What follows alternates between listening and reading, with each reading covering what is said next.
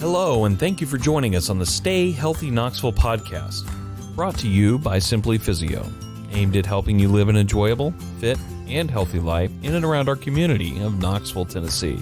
And now, here is your host, Dr. John Mark Chesney.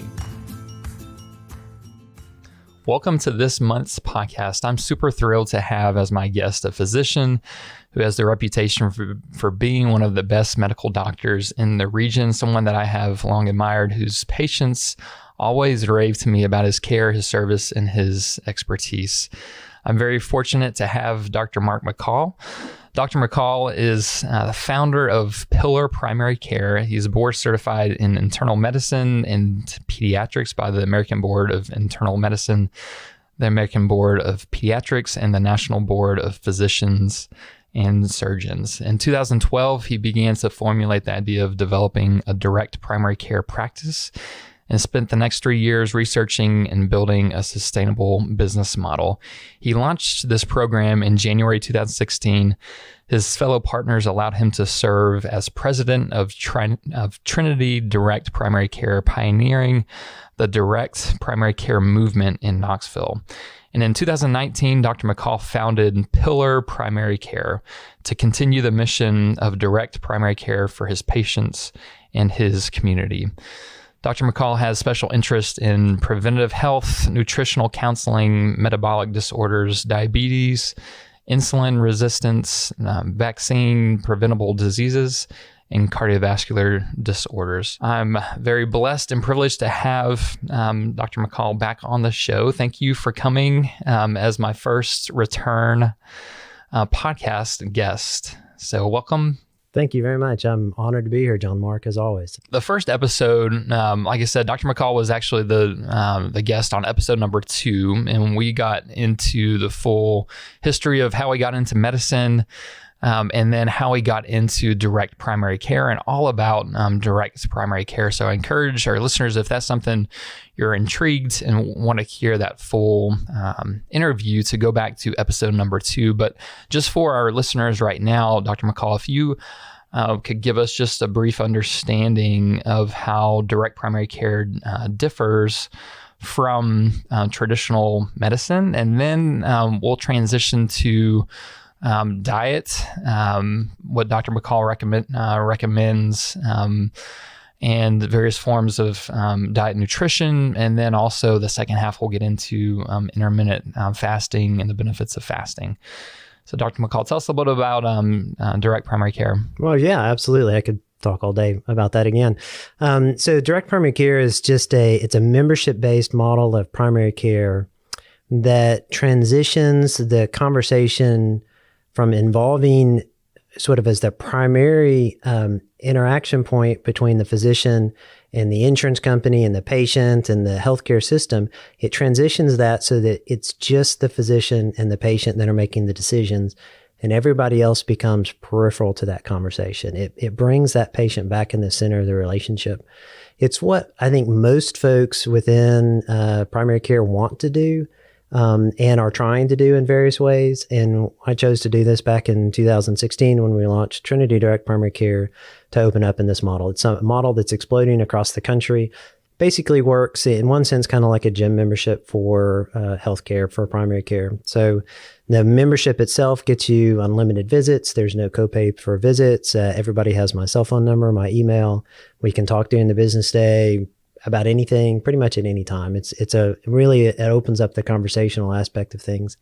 It keeps the patient panel down to a reasonable size so that I get to know all of my patients, that we don't have this giant, enormous patient. When you say patient panel, that's how many you have that you're responsible for? Right, exactly. Okay. Yeah. So a traditional primary care doctor tends to have about 2,000 to 3,000 per physician. If they have a support staff, that might go up higher. When I transitioned out of insurance-based care, I had 5,500 underneath my care. Had a great team that helped me managing them, but there's no way I knew them all. There's just no way. I mean, I'd meet people in the grocery store and they would talk about their last visit, and embarrassingly, I wouldn't remember. And so really, that was just part of that whole idea of, I got to do something different so that I can actually know the people I'm taking care of, that I can work with them, that I know where they are, and that when they need a conversation about something, we're not starting from scratch.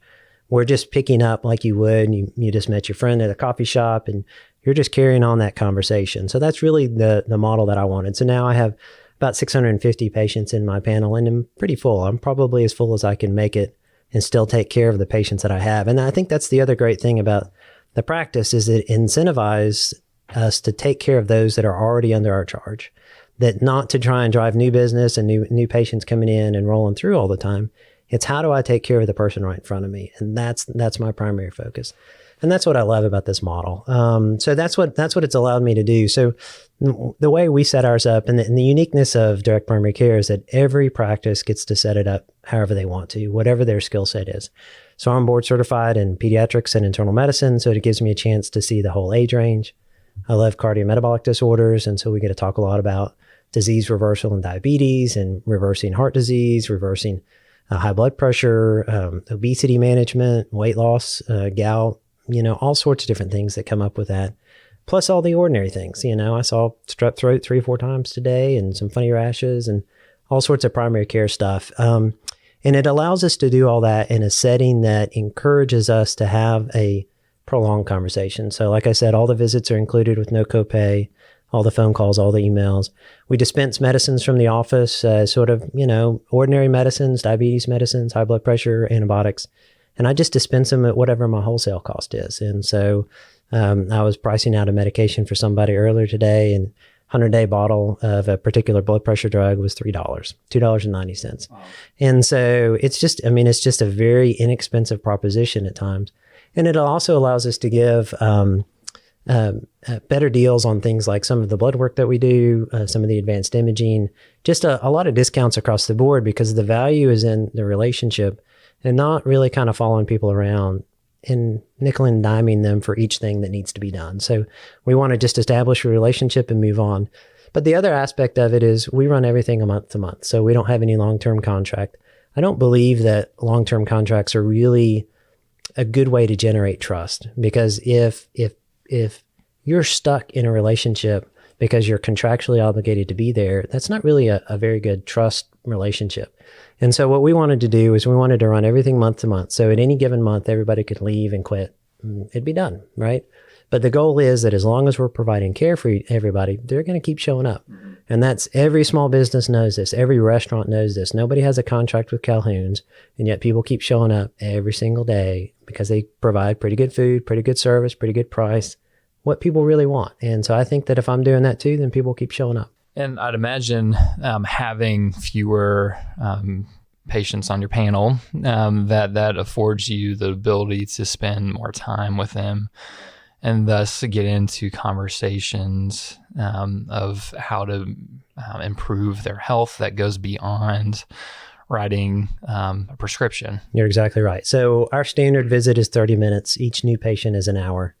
And that's just the start of the conversation. And so typically when I see a new patient, we'll spend an hour talking about stuff. We usually get through the major issues in that hour, but if not, we just schedule more time. We can schedule as many hours as we need to.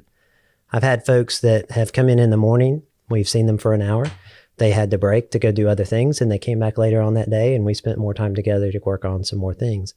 And then we'll do some blood work on them. I'll check some things. We'll find out how insulin resistant they are and some of their cardiometabolic sort of factors. And then we'll sit down again and we'll talk specifically for 30 minutes on nutrition. What kind of nutritional intervention is going to help with them? For most folks, that's a big deal. It's about 80% of their health is what they eat. So we spend a lot of time talking about that. And then for us, I have a dietitian on staff, Carly Slagle. She's fantastic. She's worked with us a little over a year. And so every patient, that's their third visit in my practice. And so when they come in, they see me. They see me again when we talk about the labs, and then they come back through and see Carly as the third visit. And then we go from there. Typically, I'm seeing folks about once a month to every 3 months when we're doing blood work about every 3 months and following them along. And then along the way, people are always emailing me and asking questions or calling. And so a lot of times people will talk to me about some of the recipes they've gotten or some of the questions they've had, or they'll talk about some of the fasting protocols, which we'll get into a little bit. I use a continuous glucose monitor for lots of patients, and so I'm able to review their real-time glucose data. So somebody will call me up and say, hey, yesterday I had such and such going on, and this is what I ate for lunch and I can't understand what's going on with this sugar. Can you help me look at it? So I can pull up their glucose data and we can just be on the phone together and look at what's going on and help them understand what they ate, how that changed things, and then maybe what choices would be next time. And then sometimes it's not a food related thing that's causing sugars to change. And so we can work through some of those scenarios and how do we manage that type of stuff. So yeah, it really affords a lot of extra time and just getting to know them and meeting them wherever they are, whenever it is, basically. Well, sure. Well, I'd love to maybe give our listeners an insider's glimpse into like a conversation that you would have. And we talked a little bit that came up on our first episode about the importance of diet and nutrition, but to spend more time on the subject of how the conversations you have with patients. And just for a disclaimer, with Dr. McColl, this is, we're not giving out medical advice. So this is good information, but we encourage any listener, if they have an interest in the topic of diet, nutrition, of fasting, the information that we're going over today, to consult your medical provider to help figure out what is the best option for you. But yeah, with Dr. McColl, if you don't mind sharing, like if there's a specific diet that you tend to lean towards and why that is. Yeah, so I tell folks that I advocate for a whole food, low carb approach to nutrition. And it's really a twofold thing. It's not... there's not a one-page handout that everybody ought to eat from and then everything's fixed, right? So it's understanding the physiology.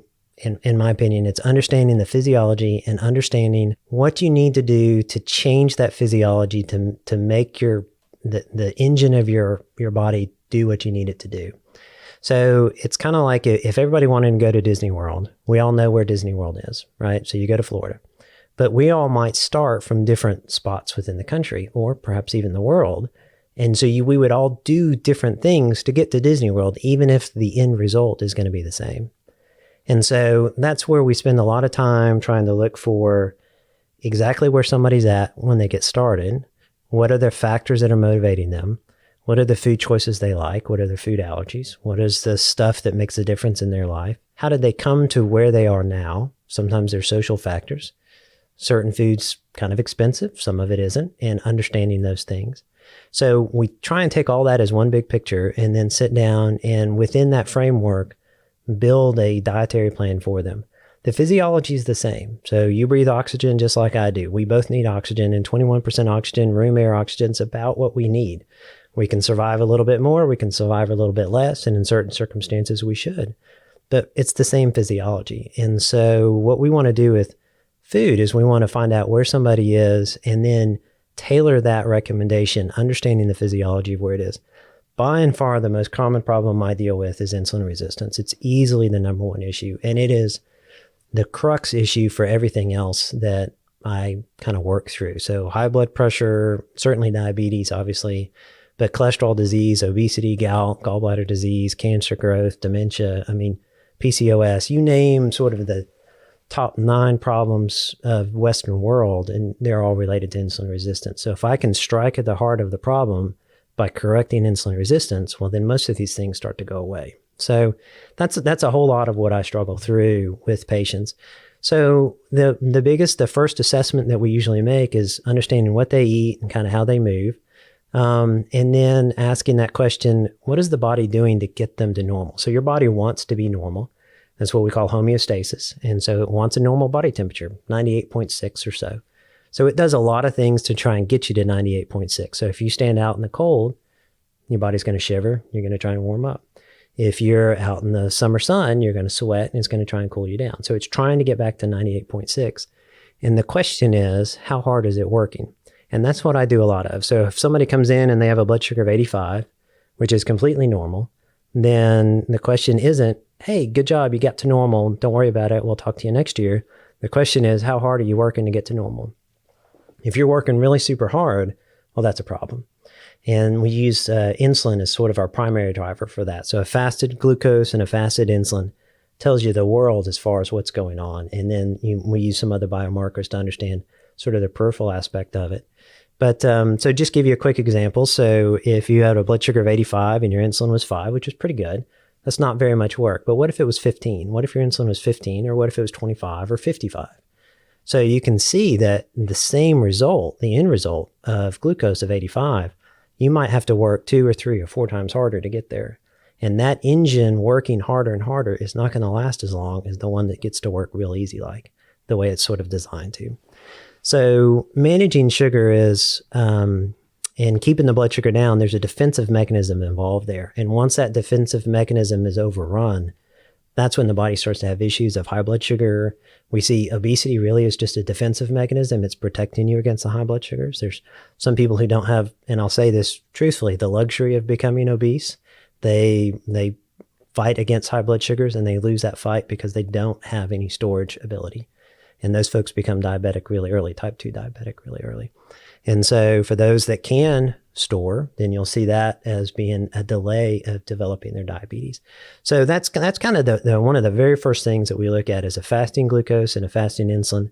Once I start to see that and start to see some of the downstream effects like their cholesterol and their triglycerides and their HDL cholesterol, which people often refer to as the good cholesterol, once I start to see those things, it's very easy to figure out where somebody is and then start to dial in what their diet's going to look like. And so when we're looking at that, when we think about... Is that your typical kind of first, like, hey, this is our main tool here for most clients is like, let's first head to diet and nutrition. Oh, absolutely. Yeah. So without question, that's the first thing. So I always think about it, it's a both and. Rename the practice pillar primary care because I talk about the 4 pillars of good health all the time. So it's nutrition, exercise, sleep, and peace or stress management. So correcting those, supporting those, that's what provides us with the framework of good health.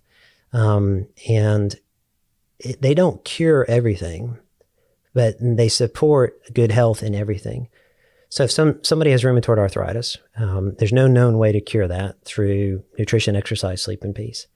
But if you're non-diabetic and you don't have the inflammation driven by those sugars, you're exercising on a regular basis, you're getting good sleep, and that's restoring the body, and you're managing the stress and cortisol, well, you're going to suffer that rheumatoid arthritis a whole lot better than those that aren't. Mm-hmm. And so we can keep the joints, we can make people healthier, functionally better.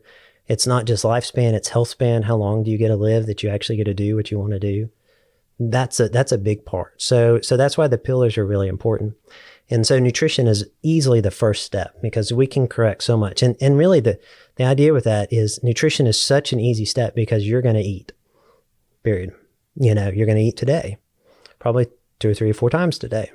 So it's not a question of doing something extra, which is really what exercise is. You've got to figure out a way to build some sort of movement and activity into your life. It's not the question of not doing something too hard and like sleep, because if you think about sleep too much, it kind of ruins sleep sometimes.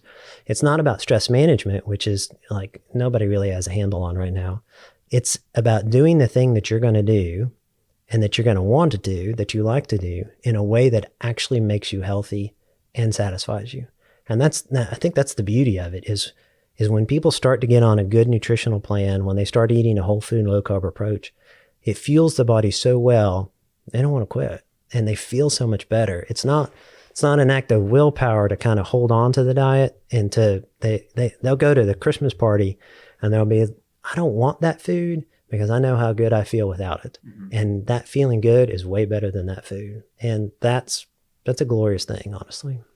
With low carb, is there a certain, how do you define low carb? Oh, that's a great question. So a lot of people debate low carb as far as how much is really low carb. And it's really coming out that, somebody's got to draw the line in the sand somewhere. And so it's really coming out that less than about 120 grams per day is considered in the low carb space. The very low carb, which is what we would call ketogenic, is down under about 20 grams per day. So everybody produces ketones all the time. So in my mind, it's a little bit of a misnomer to say that you're on a ketogenic diet because your diet right now is producing ketones and they are measurable. But we define nutritional ketosis as generally 0.5 millimoles per liter or higher. So you could do that on a finger stick, a blood test, or a blood draw, and there's some breath testing machines that are out there that are pretty reliable that kind of give you some numbers as well. So we would define that. So ketogenic diet is a low enough carbohydrate to produce the ketones as a fuel product that's measurable. Not that ketones are something new that your body doesn't use. They use them all the time, every day anyway.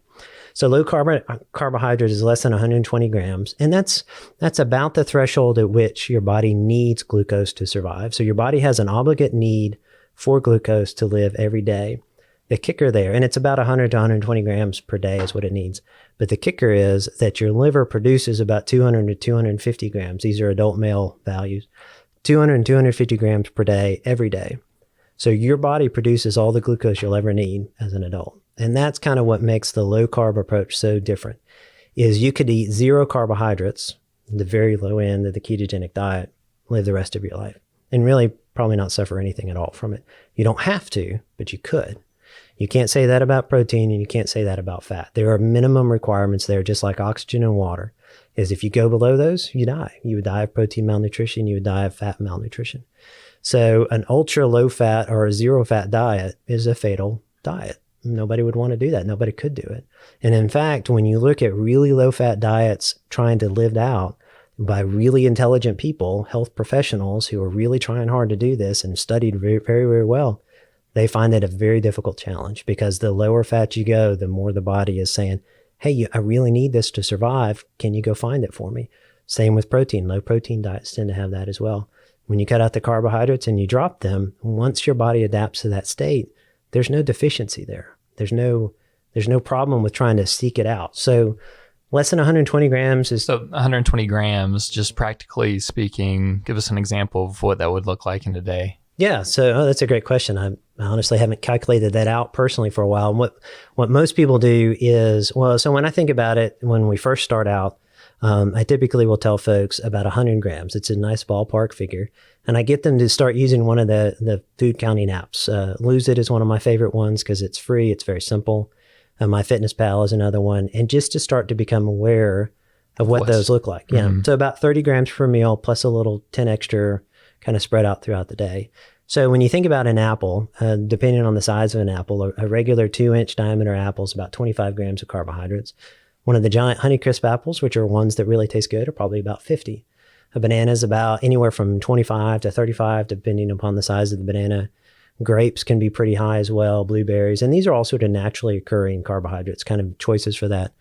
A sweet potato, depending on the size of the sweet potato, is about 60 or 65. And so then you start thinking about like processed foods, like a bagel is about 65. A 2-inch by 2-inch piece of birthday cake is about 65. That's a pretty small piece of birthday cake. That's not what most people eat. So you can get into those pretty easily. You know, a cup of rice is probably about 30 grams of carbohydrates, same with pasta.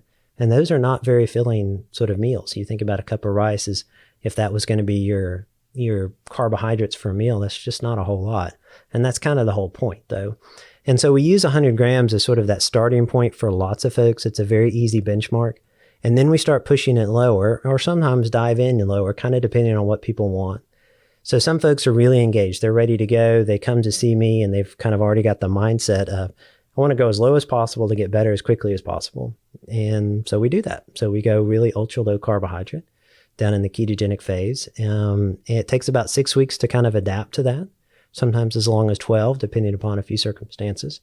But once they get into that, I don't have folks go back. I don't have folks that really give that up in the long-term sense. We all sort of fall off. There's Thanksgiving, Christmas, birthdays. We have our temptations that kind of take us away. And they're not all temptations. Sometimes it's a good idea not to eat low carb. I mean, celebrate when it's time to celebrate. And that's no problem with that. But people recognize that the low carbohydrate plan, when they get on it, they start feeling so much better and so many of their metabolic issues start to improve. They really don't want to ever go back to the old way of eating. And so they keep kind of coming back to it. And it becomes a self-fulfilling diet instead of a diet full of willpower is the only reason that keeps you there. So back to your question though, about 100 grams per day, you start thinking about naturally occurring carbohydrates are really what I'd want people to have and not processed. We give up the simple sugars. That's where you go into whole food. Right, mm-hmm. Exactly. And that's a big part of it. And so I'm a fan of the Whole30 as sort of the other end of the spectrum, not a low carb diet, but really focuses on real food. And it helps people see what's not food in their diet. All those things that are going to come in their diet that are really not food, that are part of the food chain, not only just chemical, But sometimes some things like the processing of the grains and alcohol and some of the dairies and so forth, it can really drive a lot of problems with folks. Cut that out as a 30-day challenge and just let them see what the effect is. And it's a little bit of discipline work as well. And it allows them to see that and then decide, well, where do they need to be? So that's really what I follow sort of day in and day out, is a whole food, low carb approach. And so I really love sweet potatoes and blueberries. And so I'll have sweet potatoes and blueberries on a fairly regular basis. But I do that in the context of being able to keep my sugars as sort of as a continuous norm, low blood sugar account. So I believe that you, I think over the summer, did some self-experimenting with like ketosis or a keto diet. Yeah. I'd love to hear what your personal experience was like switching, and you've been on a low carb diet for a while. Right. I have. Yeah. So I first learned about low carb in medical school and by an upperclassman who was a friend of mine. And then I was convinced by my biochemistry professor that it was absolutely physiologically appropriate and probably the best dietary plan. And that was not his intention by his biochemistry class, but he also taught our nutrition class. And I realized that if I followed the standard American diet from his nutrition class, he taught a lot of great things in nutrition, but one of those was the food pyramid, and that part wasn't so good. But if you take the food pyramid and plug it into the biochemistry framework, diabetes is the likely result. Heart disease is the likely result. And so that's really what convinced me that this, low carbohydrate has to be the way. So I played with it for a long time through medical school and residency and various degrees. And then once I got here to Knoxville and really had some energy to put into it and started dealing with it on my own, it really was a great step up over probably the last 13 years. So I've done various forms of low carb, almost all the time since then. Usually underneath 100 grams, I found that a sweet spot for me is about 75 grams. It allows me to eat some of the foods that I really like blueberries and so forth and apples. It keeps me in measurable ketosis if I want to and that sort of stuff. But over the summer, what I did was I posted a blog that was detailing a continuous glucose monitor, my own blood sugar results over a 2-week time period as a standard American diet, a relatively high carbohydrate diet. So that was for 2 weeks. That was around July 4th. And all the wild excursions of my blood sugar and the symptoms that I had and what foods caused different things and all that was detailed sort of on a day in and day out basis. And then some of the instability in my blood sugar, even when I wasn't eating. So meals earlier in the day would affect me for hours, 10, 12, 15 hours later. And that's a big problem because it can affect your sleep and so forth. And so then I contrasted that with 2 weeks of nutritional ketosis. And so nutritional ketosis, on average, I was at, I think, 17 or 18 grams of carbohydrates a day. And then blood sugar was just rock solid, stable, anywhere from about 80 to 95 or so. I don't think it ever got over 100. And so really no excursions. And when the blood sugar's stable and normal, that means the insulin's stable and normal as well. So we use the blood sugar as a proxy for our insulin because we really want to know what the insulin level. The blood sugar is important, but the insulin's more important. And so we measured that. I use the continuous glucose monitor that I use is the Freestyle Libre. It's a simple little sensor that you wear in your arm for 2 weeks. It reads out to a phone app, and then that's data that patients can share with me if they want to, and we can track that in real time together. And that's a wonderful feedback tool. Costs $35 per sensor. The app is free, super cheap. I mean, just something that everybody ought to know. It's kind of like not having it is, it's like driving your car without a speedometer. I mean, you kind of know what you're doing and you can kind of get a sense of what everybody else is doing and maybe what's appropriate for whatever road you're on. But we all grew up with a speedometer so that we know exactly what we're doing, and it teaches us to be a good driver. And you found people benefit from wearing all the time. Yeah. Wear it continuously. Yeah. Okay. So most of the time what I have, so for folks that are on insulin, it's a simple one. Everybody ought to have one all the time. There's just no reason not to. And so for type 2 diabetics, it's a great tool, but anybody asking the question, what does this food do to my body? And do I accept that? Do I want to change that? Then a continuous glucose monitor is a gold mine of information for pretty cheap. So it's not something that everybody has to use every single day, just like all tools. You use them for a time, you learn from them, and you move to the next step, and then you come back to them. Well, I know you mentioned the food pyramid because that's definitely I imagine the bulk of adults, that's what they grew up with, Right. as far as being taught in school was the food pyramid. And, even going back to school, now it's changed and we have the food plate, I think they call it. But it would be interesting hearing like with your education and working with children, pediatrics, how do you find all this fits like in terms of a family? Right. With kids as well. Right. So I think, that's one of those questions about where are we starting from helps us understand where we need to go or how we're going to get there. So when kids are starting out generally less metabolically stressed than perhaps I was, and so with those kids, the sooner we can get them on whole food and cut out some of the processed food, some of those higher sugar content foods. Chocolate milk is served in schools, it's served in hospitals, and it's an appropriate dairy product. I was in a hospital room years ago with a patient, and they brought them, it was a diabetic, and they brought them their fruit for the day was a glass of orange juice, and their grain for the day was a yellow cake with chocolate frosting. And so that's just ridiculous. And so that's living out the food pyramid in a real way.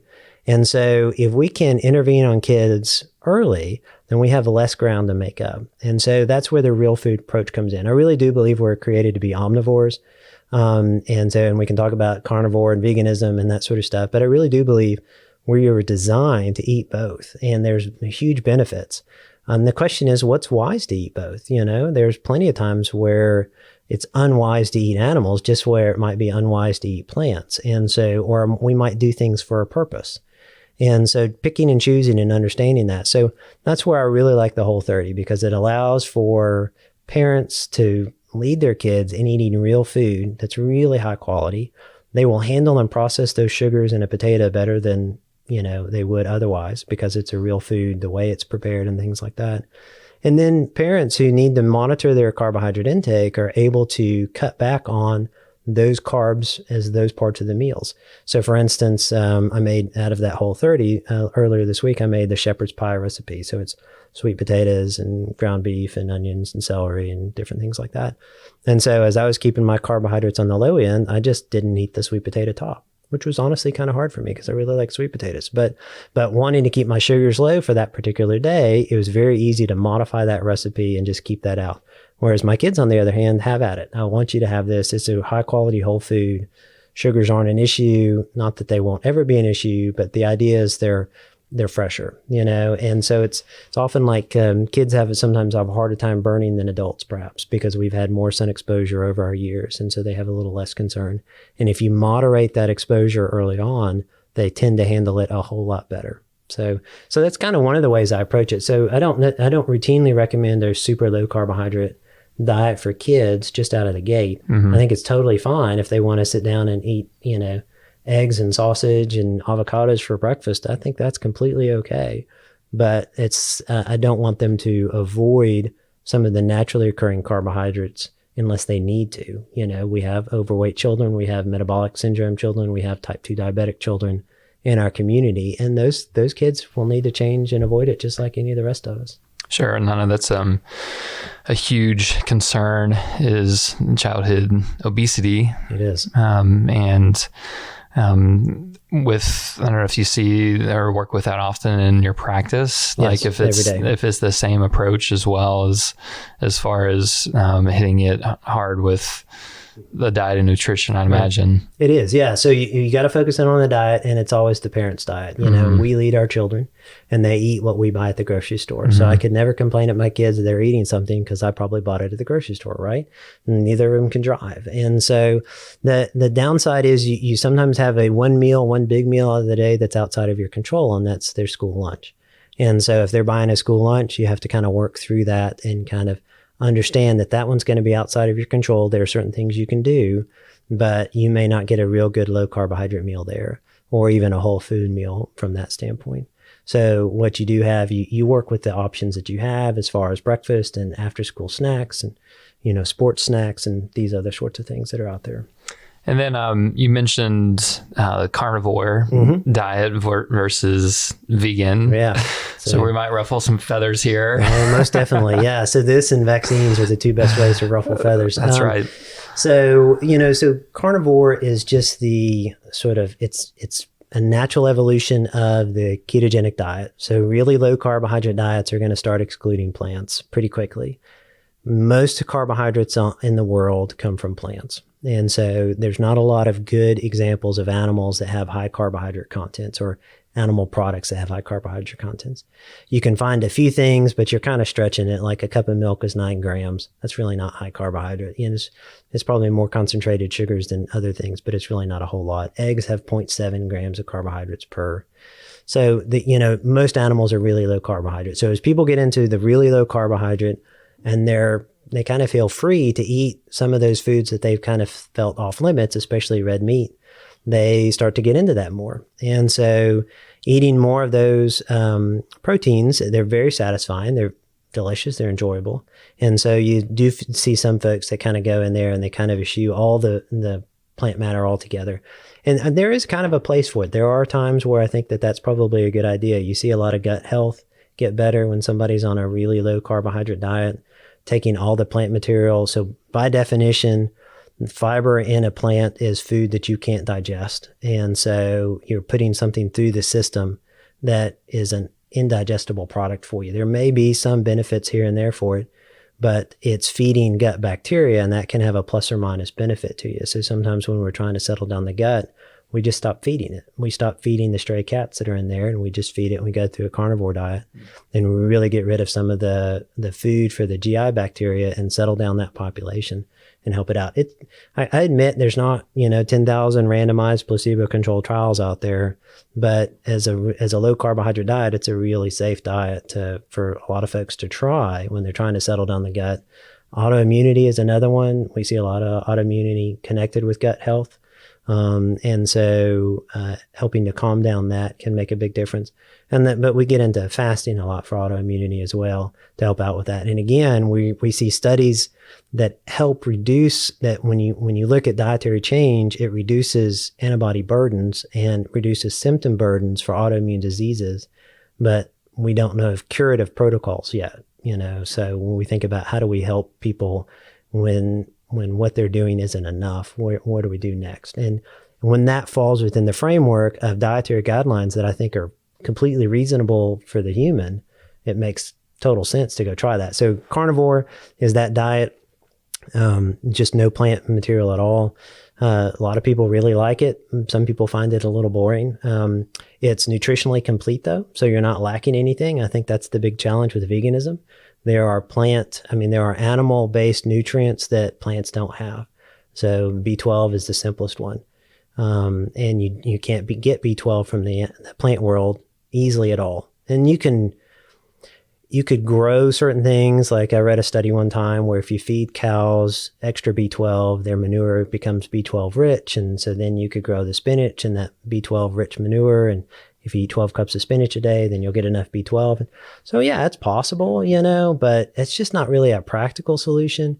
Whereas literally every bite of every animal you've ever had is basically nutritionally complete. And that's hard. It's hard to argue.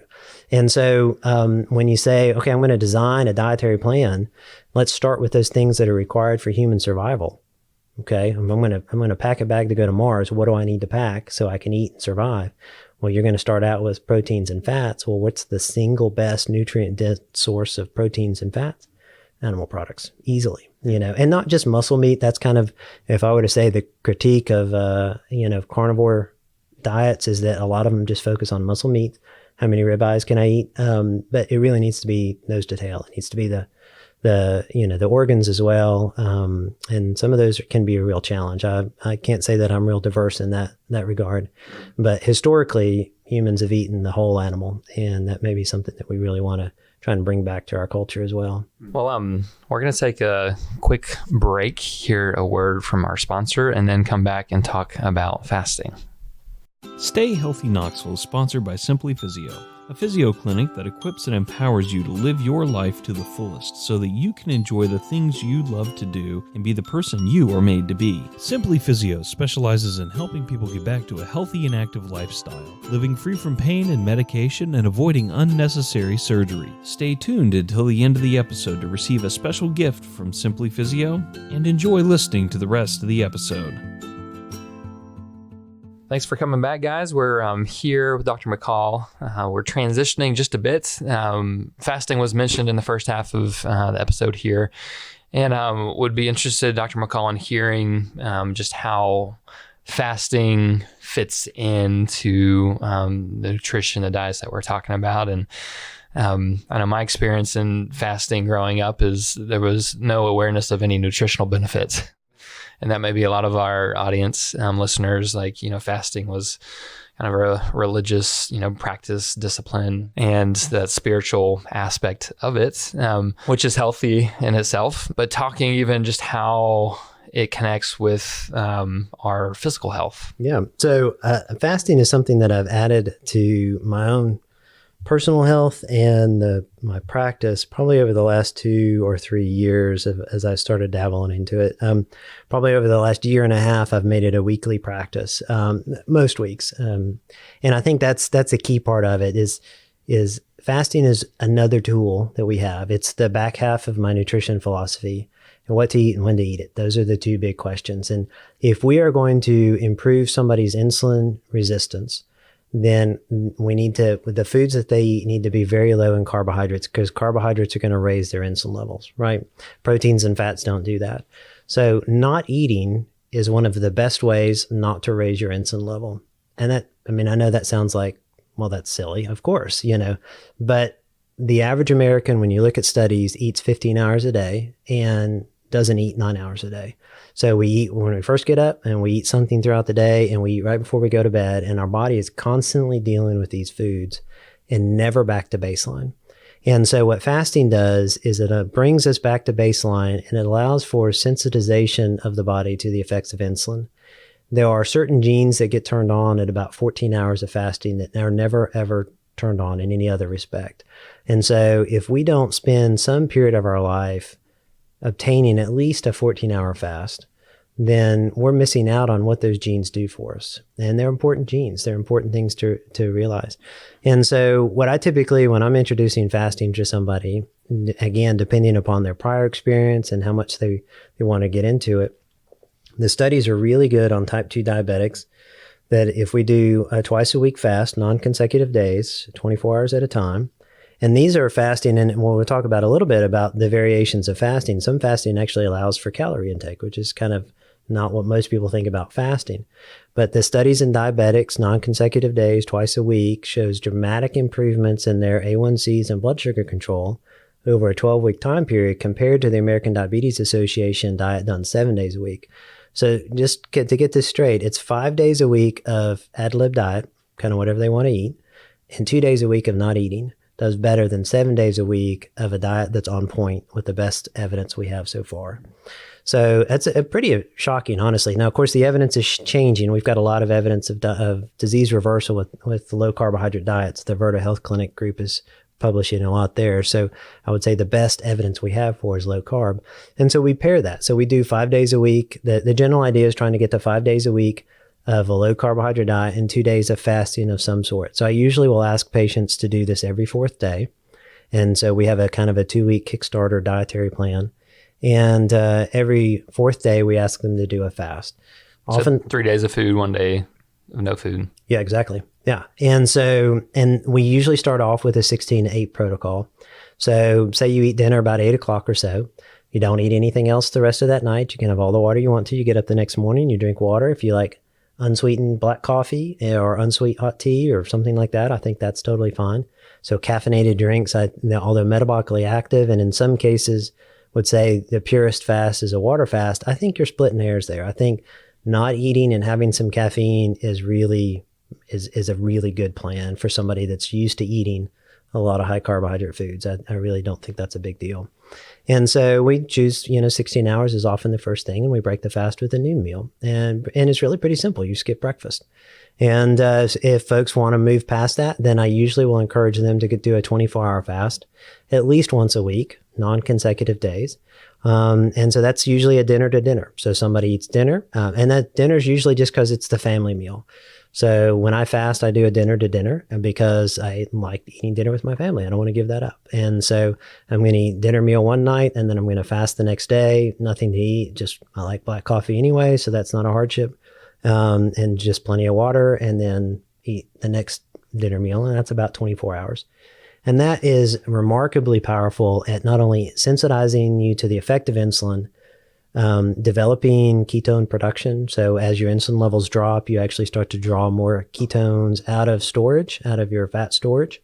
And those are energy cells. And so you basically, there's this kind of this sense of more and more energy that's coming out. There's a clarity of thought that comes with it, which is probably one of the reasons I like it the most.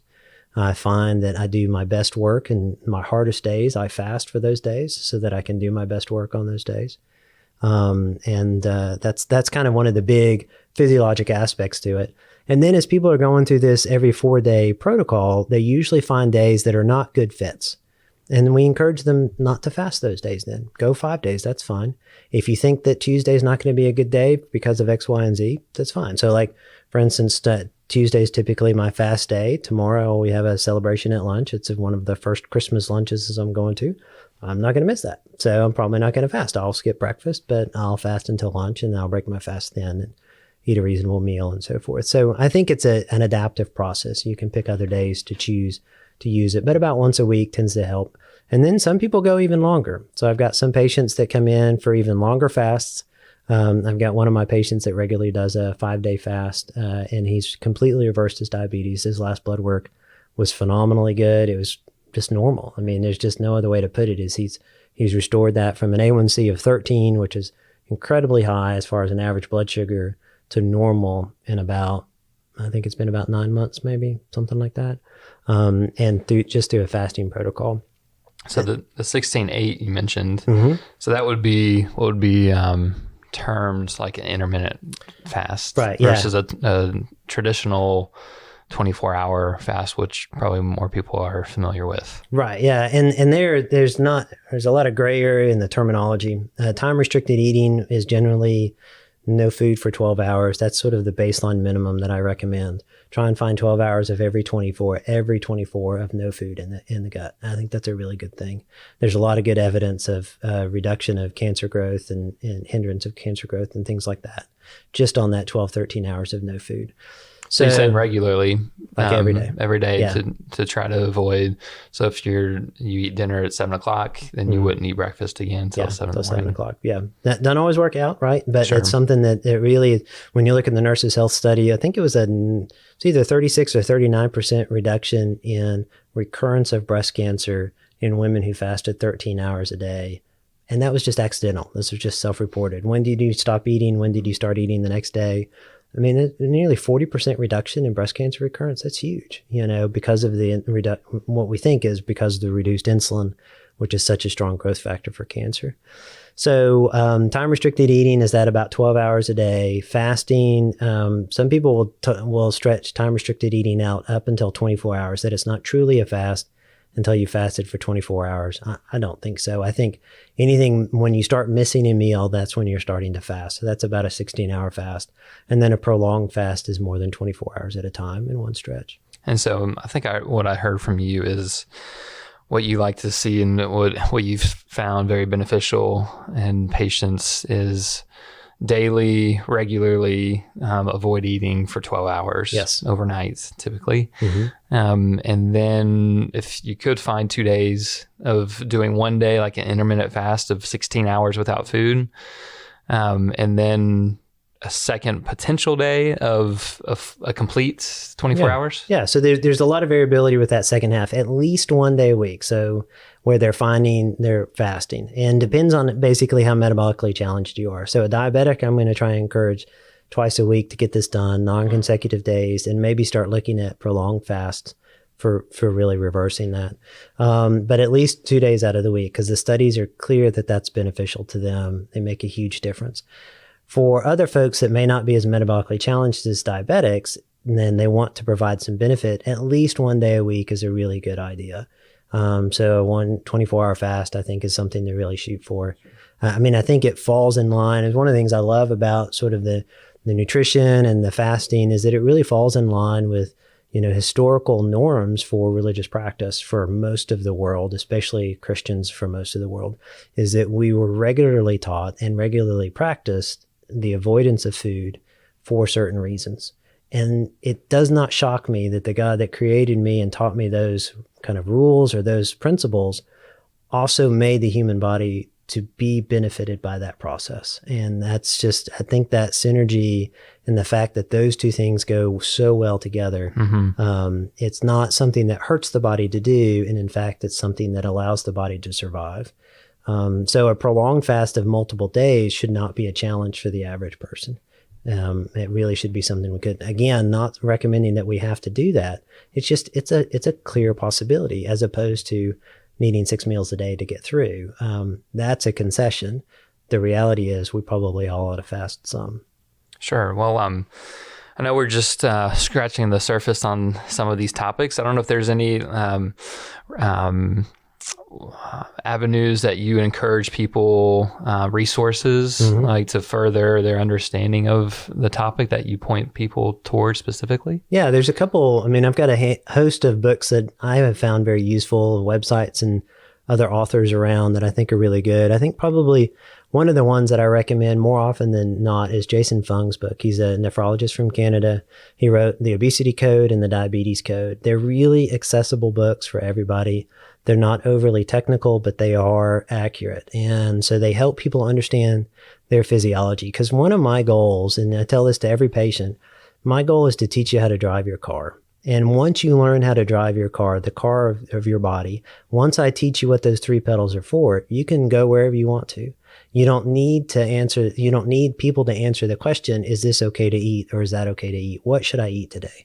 You won't need that anymore. And so once you know, how do I step on the gas? What causes insulin to be elevated? How do I slow that down? How do I change gears? Once you learn that physiology, that's really good. And Jason's done a really good job of that. He used to run the intensive dietary management program. He's since renamed that to called the fasting method. And had a website, sort of process, and he has his own sort of membership thing, but the books are really accessible. And he's just an advocate. He was a Canadian nephrologist who said, you know what, I'm on the back end of the problem.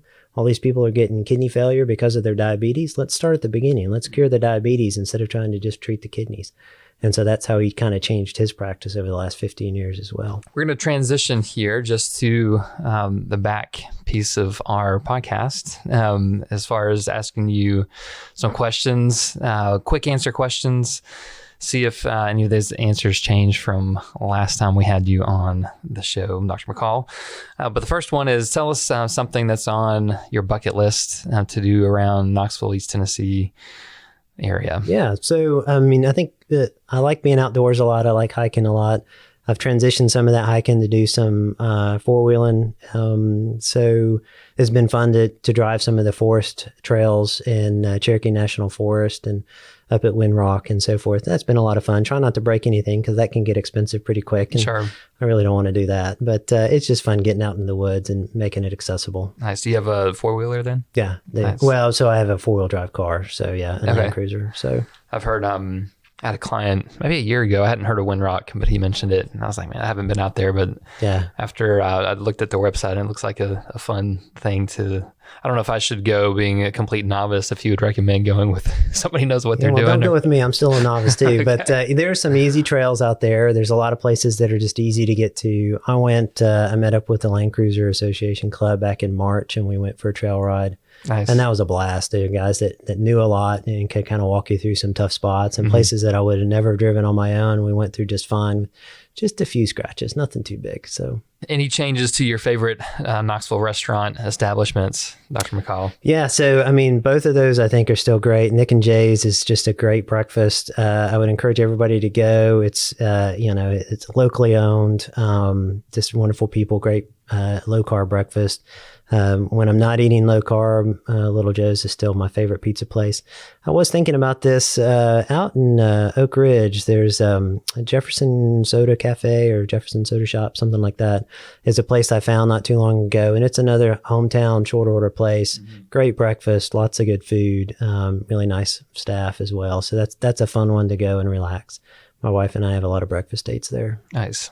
Well, this episode will be coming out right after the New Year's, so it'll be timely on the diet, nutrition, and fasting.